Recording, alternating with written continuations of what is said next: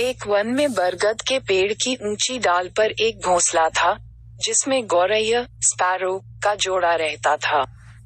दोनों दिन भर भोजन की तलाश में बाहर रहते और शाम ढले घोंसले में आकर आराम करते थे।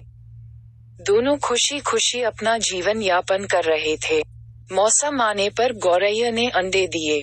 अब उसका पति भोजन की तलाश में जाता और वह घोंसले में रहकर अंडों को सेती और उनकी देखभाल करती थी।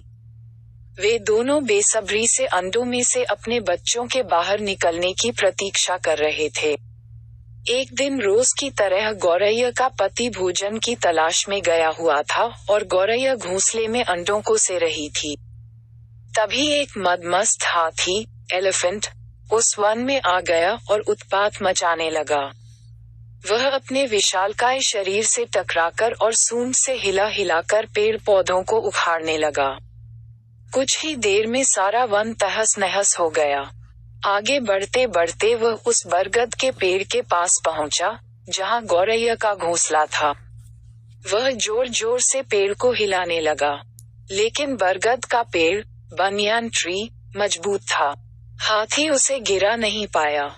लेकिन इन सब में गौरैया का घोंसला टूटकर नीचे गिर पड़ा और उसके सारे अंडे फूट गए।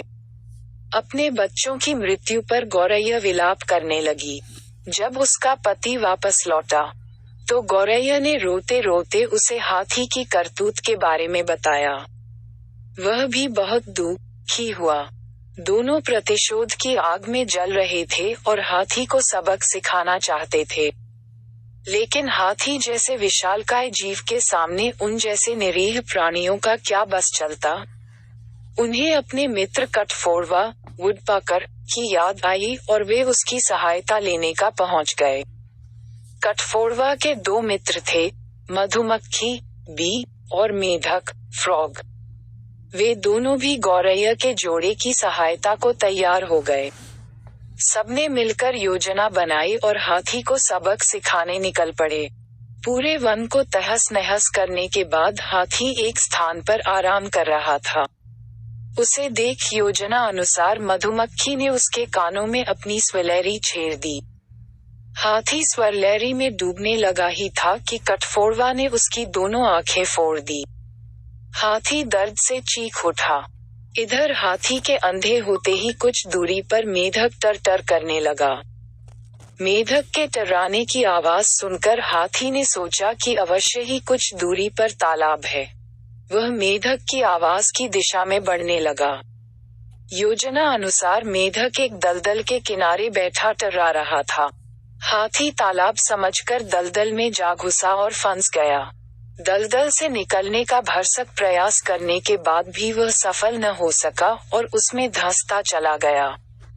कुछ ही देर में वह दलदल में समा गया और मर गया। इस तरह जैसे गौरैया ने अपने मित्रों की सहायता से हाथी से अपने बच्चों की मौत का प्रतिशोध ले लिया। सीख एकजुटता में बड़ी शक्ति होती है।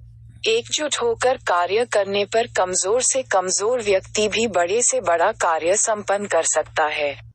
अगर आपको वीडियो अच्छा लगा तो सब्सक्राइब करें और शेयर करें एजुकेशन स्टोरी।